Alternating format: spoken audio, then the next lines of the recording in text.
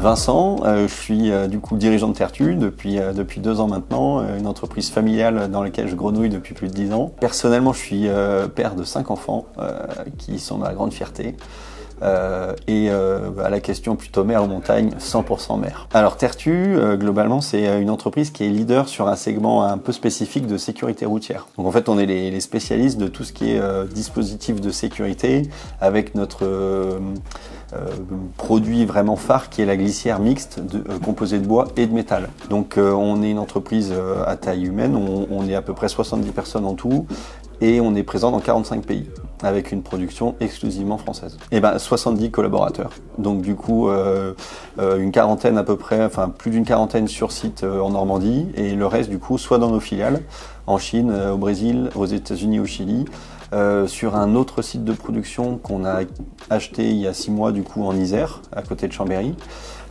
Et sinon après des commerciaux itinérants qui sont un peu partout à travers le monde et la France. Bien entendu, et un projet super intéressant. Je veux véritablement moi inscrire l'entreprise dans une démarche durable et d'économie circulaire maximale. Et on a un gisement incroyable de déchets qui sont les déchets de bois.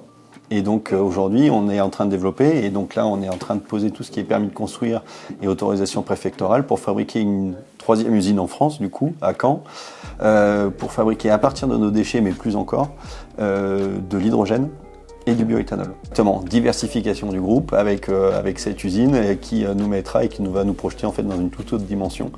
C'est des investissements assez conséquents, du coup, qu'on met en place. C'est plus de 160 millions d'euros qu'on investit sur le territoire normand, mais avec une vraie volonté de le faire rayonner. C'est un métier que je fais avec passion. Je travaille à un matériau en fait, qui est assez génial, qui est le bois. On peut lui faire faire énormément de choses, aussi bien en intérieur qu'en extérieur, avec des qualités physiques qui sont géniales.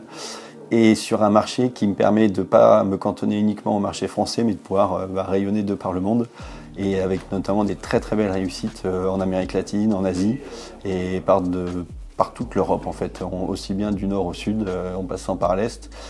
C'est vraiment quelque chose qui est, les limites, j'ai pas de limites, et donc c'est ça qui me plaît beaucoup.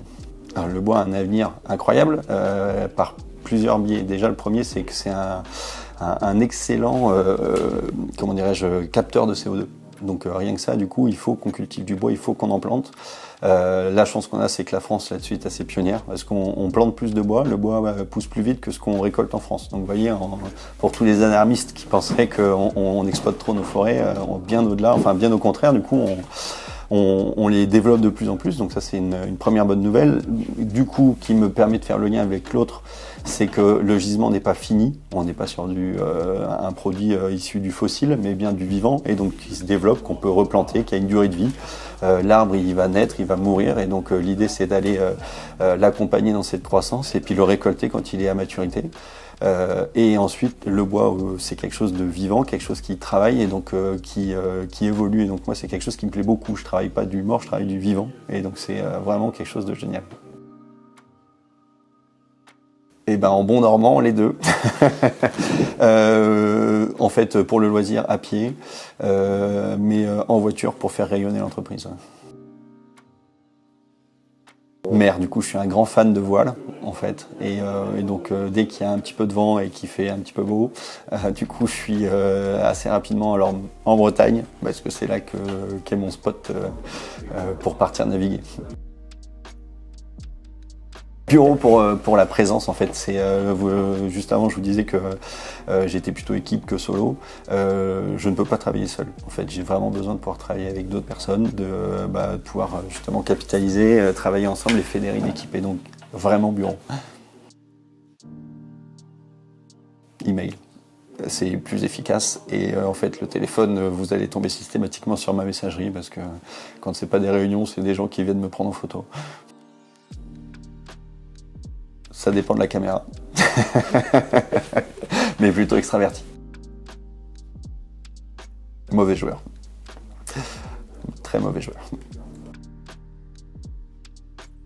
Cinéma. J'ai pas le temps de lire.